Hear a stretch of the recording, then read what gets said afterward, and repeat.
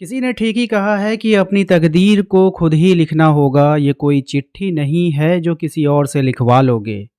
Good morning सभी को, स्वागत है आप सभी का आपके अपने यूट्यूब चैनल जैकपुर पे। कैसे हो आप लोग? उम्मीद करते हैं आप लोग अच्छे से होंगे और अपनी पढ़ाई भी आप लोग अच्छे से कर रहे होंगे। तो आज नया दिन, नई सुबह के साथ एक नई क्लास के साथ शुरुआत करते हैं आपका मैथ का। ये प्रैक्टिस सेट 2 होने वाला है। इसके पहले भी हमने प्रैक्टिस सेट 1 चैनल पे अपलोड कर दिया है। बार-बार आपसे कहते हैं कि चैनल को सब्सक्राइब करके रखिएगा, तभी आपके पास नोटिफ़िकेशन जाएगा और शाम को लाइव क्लास भी आप ज्वाइन कर पाओगे। तो चलिए शुरू करते हैं हम, ज़्यादा बातें ना करते हुए वीडियो को लाइक कर दीजिएगा, ज़्यादा नहीं।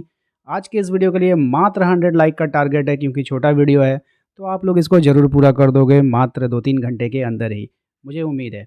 चलिए आप स्टार्ट करते हैं। सबसे पहला सवाल देखो क्या है आपके स्क्रीन पर।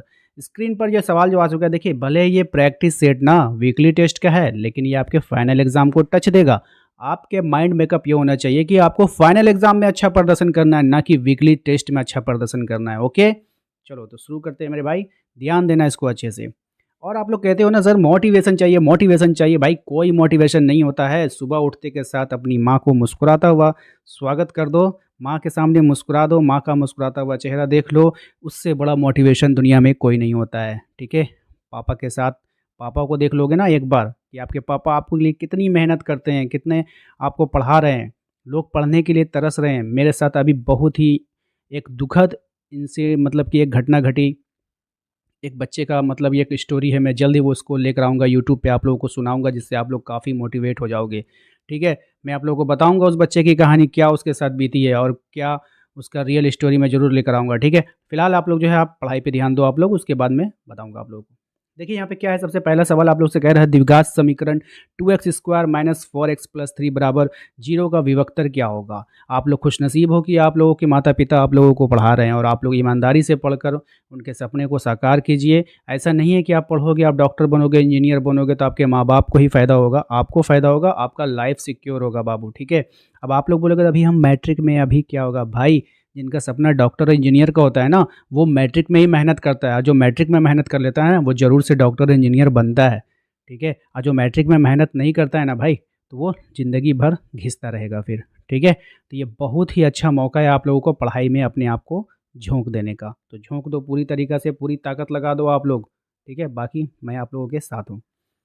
तो यहाँ पे विभक्तर निकालने के लिए कहा गया था। विभक्तर आप लोग को पता है डी बराबर हमारा फॉर्मूला होता है b² - 4ac, पता है ना आप लोगों को? तो यहाँ पे b का वैल्यू कितना है -4, आप यहाँ पे -4 का स्क्वायर कर दो। 4 इंटू ए कितना है आपका 2, c कितना है आपका 3, 4 दूना 8 या 24 और 4 चौके यहाँ पे हो जाएगा 16, 16 माइनस 24 तो यहाँ पे आ जाएगा माइनस का 8। ऑप्शन नंबर 4, ठीक है? ऑप्शन नंबर 4 हमारा राइट आंसर हो जाएगा, याद रखना है सभी को। नेक्स्ट सवाल है हमारा क्वेश्चन नंबर 2, द्विघात समीकरण 2x² - 7x + 3 बराबर 0 का आंसर आपको बताना है, ठीक है? तो यहाँ पर भी विभक्तर आप लोगों को निकालने के लिए बोला गया है, तो विभक्तर हम लोग निकालेंगे वही d बराबर b² - 4ac का फॉर्मूला लगाएंगे। यहाँ पे b देखो -7 है, तो आप यहाँ पे -7 का स्क्वायर कर देना, ठीक है? -7 का स्क्वायर कर देना, हम लोग निकालते हैं ना d बराबर b² - 4ac, 4 देना, a का वैल्यू कितना है यहाँ पे बाबू 2 है और c का वैल्यू कितना है आपका 3 है। ऑब्जेक्टिव एग्जाम में बार बार फार्मूला लिखने की ज़रूरत नहीं है। अगर आप बार बार फार्मूला लिख रहे हो तो आप अपने टाइम की बर्बादी कर रहे हो। डायरेक्ट आंसर आ जाएगा 49 और यहाँ पे हो जाएगा 4 दूना 8 या 24। 49 में जब आप 24 घटाओगे तो 9 में से 4 जाएगा 5 और 4 में से 2 जाएगा 2, यानी 25। ऑप्शन नंबर ए हमारा राइट आंसर हो जाएगा, ठीक है?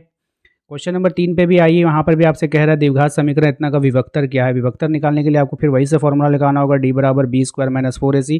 आप ऐसे भी बना सकते हो, फॉर्मूला लिख भी सकते हो अगर आपको दिक्कत हो रही तो। अगर आपको दिक्कत नहीं होती तो आप डायरेक्ट बना सकते हो। b का वैल्यू यहाँ पे पुटअप कर दो, -5 का स्क्वायर 4, फार्मूला से आ जाएगा। a कितना है आपका 3 है और c कितना है आपका 2 है, तो यहाँ पे हो जाएगा आपका 25 माइनस 4 दूना 8 दिया 24। तो भाई 25 में से 24 घटा दो, आंसर कितना आया 1, ऑप्शन नंबर 2, ठीक है? क्वेश्चन नंबर 4 पे आते हैं। क्वेश्चन नंबर 4 में आपसे कह रहा है द्विघात समीकरण 2x² - 6x + 3 का विभक्तर निकालना है और यहाँ तक विभक्तर की बात थी ठीक है ना? यहाँ तक विवक्तर की बात थी, इसलिए हम ये वाला आंसर तो आपको कमेंट में देना होगा। सब हम ही बता देंगे तो फिर कैसे होगा? आपको प्रैक्टिस का मौका तो मिलना चाहिए ना। तो जल्दी से इस वीडियो को पॉज़ करो, यानी वीडियो को रोक दो और इसका विवक्तर निकालो। मैं फिर से कह दे रहा हूँ, फॉर्मूला लगाना आप लोग d बराबर बी स्क्वायर माइनस 4ac का फॉर्मूला लगा करके इसका आंसर जो है आप लोग कमेंट बॉक्स में टाइप कर दो। जल्दी से टाइप कर दो सभी कोई, ठीक है? आते हैं क्वेश्चन नंबर 5 पे। देखिए, मूलों की प्रकृति निकालने के लिए जानते हैं क्या करना होगा? सबसे पहले आप लोगों को वही उसी को डी को निकालना होगा। जब तक आप लोग डी नहीं निकालोगे ना, तो आपको मूलों की प्रकृति जो है आप लोगों को पता नहीं चलेगा, यानी कि विभक्तर आप लोगों को निकालना ज़रूरी है। तो ठीक है, तो फिर से हम लोग निकालेंगे और डी बराबर आपका निकालेंगे बी स्क्वायर माइनस 4ac, ठीक है? B square minus 4ac। तो अब यहाँ पे आप देखो डी निकालने के लिए जब हम बी स्क्वायर करेंगे तो बी यहाँ पे -3 है, तो आप यहाँ पे -3 का स्क्वायर करना। 4 इंटू ए कितना है आपका 2 है और सी कितना है आपका यहाँ पे 5 है। तो यहाँ पे हो जाएगा 3 तिहाई 9 माइनस माइनस प्लस हो जाएगा 4 दूनी 8 8 पंचे 40। तो यहाँ पे हमारा जो आंसर आ रहा है वो माइनस का 31 आ रहा है, क्योंकि 40 बड़ा है और 9 छोटा है। तो कभी-कभी ना मतलब कुछ लड़कों को, आप लोगों को, मुझे पता है यहाँ पे 99% लोगों को पता होगा, लेकिन कुछ मेरे भाई-बहन इतने भोले होते हैं ना, इतने मासूम होते हैं, इतने भोले होते हैं कि वो इसको घटा ही नहीं सकते हैं, ठीक है? उनको बहुत कन्फ्यूज़न होता है कि माइनस कैसे आ जाता है, कभी प्लस कैसे आ जाता है, उल्टा कैसे घटता है। तो मेरे भाई देखो, जो प्लस होता है ना, मैं उनको बताता हूँ शॉर्ट में, ठीक है? जो प्लस होता है ना मेरे भाई, वो क्या होता है पता है? वो आपका पैसा है, बैंक बैलेंस है। जो माइनस है ना, वो आपके कर्ज़दार हैं, यानी आपको उसको देना होगा, ठीक है? तो आपने 40 रुपये कर्ज़ा ले रखा है और 9 रुपये आपके पास पैसा है। तो कर्ज़दार जानते हो क्या बोलेगा? कर्ज़दार आपको ये बोलेगा, अब भूखे मर जाओ, मुझे उससे कोई मतलब नहीं है, मुझे मेरे पैसे से मतलब है भाई, मुझे मेरा पैसा दे दो। तो आपको ना ये 9 रुपया उसको दे देना होगा। तो फिर भी वो आपसे कितना रुपया पाएगा कर्ज़ा? 31 रुपया पाएगा। यानी कर्ज़ा जब भी आएगा तो उसको हम लोग माइनस में लिखेंगे। तो 40 रुपया आपके पास कर्जा था, तो 9 रुपया आपके पास था तो आपने उसको दे दिया, तो 31 रुपया भी आपके पास क्या है? बैलेंस है कि कर्जा है? कर्जा है, तो उसको माइनस में डिनोट करना है, ठीक है? तो इस तरह का फंडा लगा करके काफ़ी आसानी से आप इसको सॉल्व कर सकते हो। बाकी जो पढ़ते हैं, जो जो इंटेलिजेंट है लड़के हैं या फिर लड़कियाँ हैं, तो उनको पता है कि प्लस माइनस का यहाँ पे फंडा लगता है, ठीक है? प्लस माइनस माइनस होता है, ठीक है? चलो, तो आपने देखा -31 आ गया हमारा, ठीक है? तो -31 जो होता है ना बाबू, -31 का मतलब क्या? 0 से छोटा, ठीक है? तो जो हमारा डी का जो वैल्यू आया है, बताइए वो छोटा है कि बड़ा है? तो ये बड़ा नहीं है, ये वाला फंडा नहीं है, वो 0 से क्या हो गया है? छोटा हो गया। डी क्या हो गया? 0 से छोटा हो गया, ये वाला सॉर्ट कर गया। तो जब हमारा डी 0 से छोटा हो जाए, ठीक है? 0 बड़ा हो जाएगा, बात समझ में आया? जब हमारा डी 0 से छोटा हो जाए तो मूल वास्तविक नहीं होगा, ठीक है ना? वास्तविक मूल नहीं होगा, ओके? तो आप लोगों को पता है कि मूल वास्तविक नहीं है, तो यहाँ पे कौन सा ऑप्शन का चयन करेंगे? ऑप्शन नंबर 3 का चयन करेंगे और हो जाएगा हमारा यहाँ पे आंसर जो है वो हो जाएगा आपका ऑप्शन नंबर 3, मूल वास्तविक नहीं है, ठीक है? ये आपको ध्यान में रखना है। उसके बाद फिर आपको बताना है द्विघात समीकरण इतना यहाँ पे थोड़ा-सा चेंजिंग लगता है किया गया है। हाँ, ठीक है, थोड़ा-सा चेंजिंग है। तो यहाँ पर फिर से हम लोग क्या निकालने वाले हैं? फिर से हम लोग उसी चीज़ को निकालेंगे, बी स्क्वायर माइनस 4ac, यानी डी का वैल्यू आपको निकालना ही होगा, ठीक है? तो चलिए डी का वैल्यू हम लोग निकाल कर आपको दिखाते हैं और उसके बाद हम फैसला लेंगे कि ये क्या है, नहीं है, ठीक है? जब कभी भी आप लोगों को इस तरह का सवाल आए तो सबसे पहले आप लोग डी का वैल्यू निकालो भाई मेरे, ठीक है? डी का वैल्यू निकालते हैं, बी स्क्वायर करेंगे तो यहाँ पे 5 है, तो यहाँ पे हो जाएगा -5 का स्क्वायर, ठीक है मेरे भाई? और उसके बाद हम लोग करेंगे 4ac, ठीक है? 4 का मतलब हो जाएगा आपका 4 ले लिए फार्मूला से, ए हो जाएगा हमारा 2 और सी में क्या लिखेंगे हम लोग 3। तो 5 पचे कितना हो गया मेरे भाई? 25, ठीक है? माइनस माइनस प्लस हो जाता है और माइनस यहाँ हो जाएगा 4 दूना 8 दिया, कितना हो गया मेरे भाई? 24। आंसर कितना है भाई? 1। 25 में से 24 घटा दोगे कितना आएगा? 1 आएगा। ये जो 1 आया भाई डी का वैल्यू, तो ये 0 से बड़ा हो गया ना? बोलो मेरे भाई, 0 से बड़ा हो गया ना? 0 छोटा हो गया और डी क्या हो गया भाई? बड़ा हो गया। 0 छोटा हो गया, डी क्या हो गया मेरे भाई? बड़ा हो गया।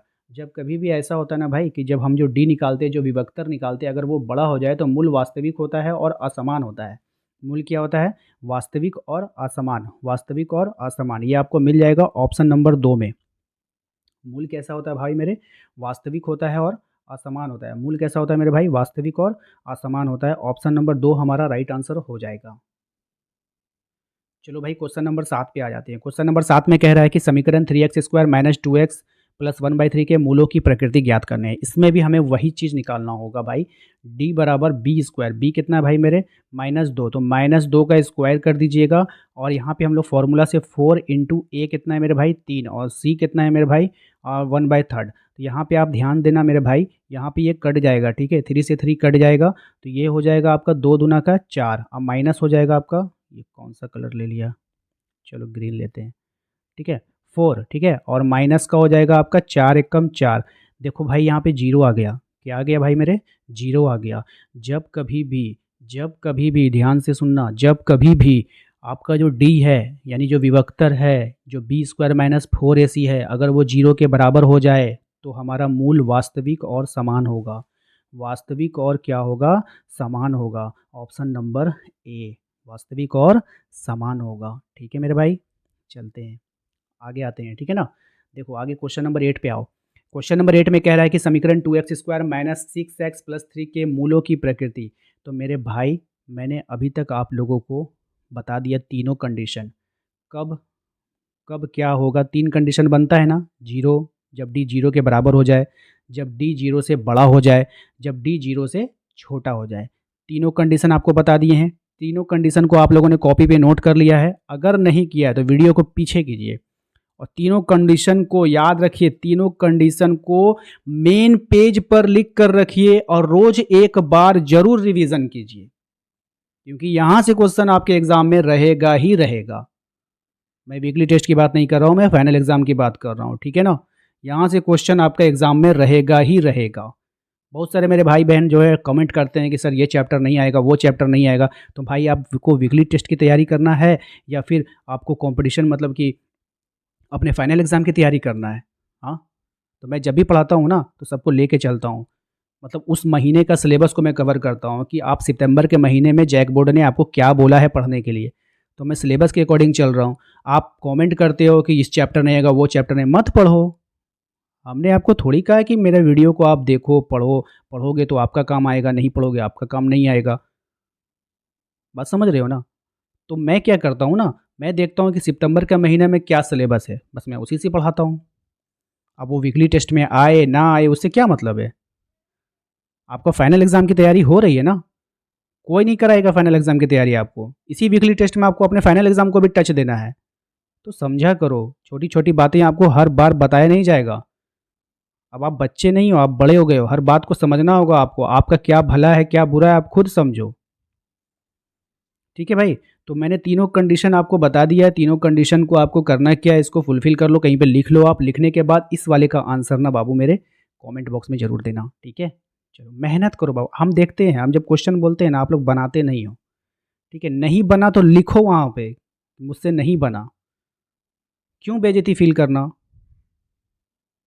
धोखा आप अपने आप को दे रहे हो, ना अपने माँ को दे रहे हो, ना बाबूजी को दे रहे हो, ना टीचर को दे रहे हो, अपने आप को धोखा दे रहे हो। एक सवाल आपसे नहीं बन रहा है तो क्या आप बोर्ड एग्जाम पास करोगे।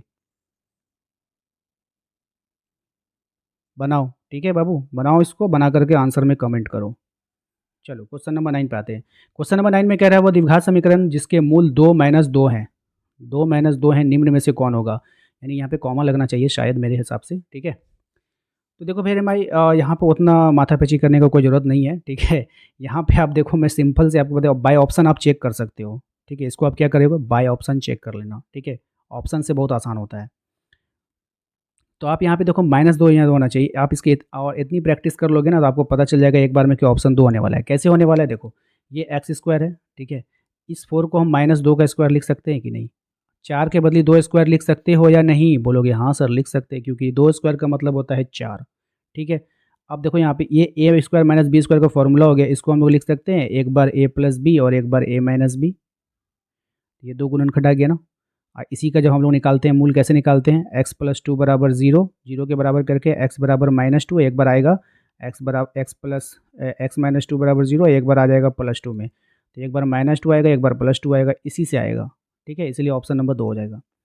क्वेश्चन नंबर 10 पे आइए। क्वेश्चन नंबर 10 में आपसे कहा जा रहा है द्विघात समीकरण x² - 5x + 6 = 0 मूल ज्ञात करें, ठीक है। तो भाई इसका मूल ज्ञात करना है। इसका मूल ज्ञात करने के लिए क्या कर सकते हैं, इसका हम लोग जो है गुणनखंड करेंगे, है ना। कैसे करेंगे देखो, इसको क्या करेंगे ना, इसको करने के लिए कुछ नहीं किया था। जैसे ये वाला इक्वेशन है ना, एक तरफ आप लिख लो एक्स का स्क्वायर और एक तरफ लिख लो आप लोग +6, इतना लिख लिया जाता है। लिखने के बाद इन दोनों डायरेक्शन में गुना किया जाता है। तो ये कितना हो गया मेरे बाबू, 6x स्क्वायर। यानी इस 20 वाले नंबर को, बीच वाले जो नंबर है, इसको इस प्रकार आप तोड़ो कि जोड़ने या घटाने पे -5x आए। लेकिन अगर हम उसको आपस में गुना करें ना, आपस में अगर हम उसको गुना कर दें तो -6x, सिर्फ 6x स्क्वायर आ जाए, माइनस नहीं 6x स्क्वायर आए। तो हम क्या करेंगे ना, यहाँ पे लिख देंगे -2x और यहाँ पे लिख देंगे -3x। अगर हम इसको जोड़ दें तो माइनस माइनस प्लस -5x आ जाएगा। अगर हम इसको आपस में गुना कर देंगे तो 3 दूना 6x स्क्वायर हो जाएगा और माइनस माइनस प्लस हो जाएगा, यानी 6x स्क्वायर भी आ जाएगा। फुल्ली सेटिस्फाई हो गया भाई मेरे, ठीक है। अब इसको मिटाना होगा ना, रुक जाओ, रबड़ लेते हैं, 1 मिनट। देखो भाई, मेहनत करो अच्छे से, ठीक है। आप लोग मेहनत करोगे, माता पिता को भी अच्छा लगेगा, आप लोगों को इंटर में अच्छे से अच्छे कॉलेज में आप लोगों का नाम लिखवा देंगे। नहीं पढ़ोगे, अभी से किचिर पिचिर करोगे तो सोच लेना नहीं पढ़ाएंगे। कैसी लाइफ आप लोगों को जीना है आप लोग सोच लो, ठीक है। चलो भाई, अब हम लोग देखेंगे दोनों में क्या कॉमन मिल रहा है। तो दोनों में मिल रहा है भाई कॉमन एक्स, एक्स ले लो। यहाँ पे क्या बचा, एक्स, यहाँ पे क्या बचा, -2। इन दोनों में क्या मिल रहा है भाई, -3 मिल रहा है। तो यहाँ पे 3 कॉमन ले लिए तो यहाँ पे एक्स बचा और यहाँ पे आपको क्या बचेगा, -3 कॉमन लिए इसलिए ये प्लस जो है माइनस में बदल जाएगा, यहाँ पे आ गया 2, ठीक है। अब कभी कभी है ना, किसी किसी को कन्फ्यूज़न होता है कि सर यहाँ पे 2 कैसे आ गया। तो देखिए, कॉमन लेने का मतलब है कि 6 3 से कै बार में कट रहा है, 2 बार में, तो आप 2 लिख दो, यही को बोलते हैं कॉमन, ठीक है। समझाने के लिए बोल रहे हैं, वैसे ऐसा होता नहीं है, ताकि आप लोग समझ जाओ। यहाँ पे 2 देखो, 2 मिल गया, एक यहाँ पे एक यहाँ पे, ये दोनों सेम है तो आप 2 का 1 लिखा जाता है। और यहाँ पे देखो, ये बाहर वाले को एक ब्रैकेट में ले लेते हैं, ये बाहर वाले को एक अंदर ब्रैकेट में ले लेते हैं, यानी -3। तो x-2 और x-3 इसका जो है आपका निकल कर आ गया, ठीक है। तो यहाँ पर अगर आप ध्यान दोगे ना, तो क्या निकल कर आ रहा है, यहाँ तक आप लोग अगर उतारे होगे तो यहाँ पे ध्यान से देना कि यहाँ पर जो है x-2 भी है, x-3 भी है, ठीक है, दोनों है। तो यहाँ पर आप कर क्या सकते हो, जब इसको आप निकालोगे, इसका मूल्य का 0 के बराबर करोगे तो x बराबर क्या, जो x-2 बराबर 0 लिखोगे, ठीक है। आप लोगों को पता है x-2 बराबर 0 लिखेगा, x बराबर, मैं इसको मिटा देता हूँ, ठीक है। ये दोनों मैं लिख दूंगा ऊपर और इसको मैं मिटा रहा हूँ क्योंकि मेरे पास अब स्पेस नहीं है आप लोगों को समझाने के लिए, तो मैं इसको मिटा रहा हूँ, ठीक है। एक बार क्या था बाबू मेरे, x-2 था और यहाँ पे x-3 था, ठीक है। तो जब इसको आप लिखोगे x-2 बराबर 0 तो x बराबर आ जाएगा 2 और यहाँ पे जब लिखोगे x-3 बराबर 0 तो यहाँ पे आ जाएगा x बराबर 3। तो दो मूल निकल कर आ गया x 2 और 3। तो 2 और 3 आपको कौन से ऑप्शन में दिख रहा है, तो यह हमें दिख रहा है आपका ऑप्शन नंबर 2 में, ठीक है। तो यही आपका आंसर हो जाएगा। तो उम्मीद करते हैं कि आप लोगों को आज का ये वीडियो पसंद आया होगा। वीडियो पसंद आया तो चैनल को सब्सक्राइब करके वीडियो को लाइक कर दे, शेयर कर दे सभी दोस्तों के साथ। और ये वाला पीडीएफ जो हमारे टारगेट ग्रुप को ज्वाइन किए हुए हैं 99 वाला, उनमें ये वाला पीडीएफ आपको दे दिया जाएगा। Thank you very much, bye सभी को।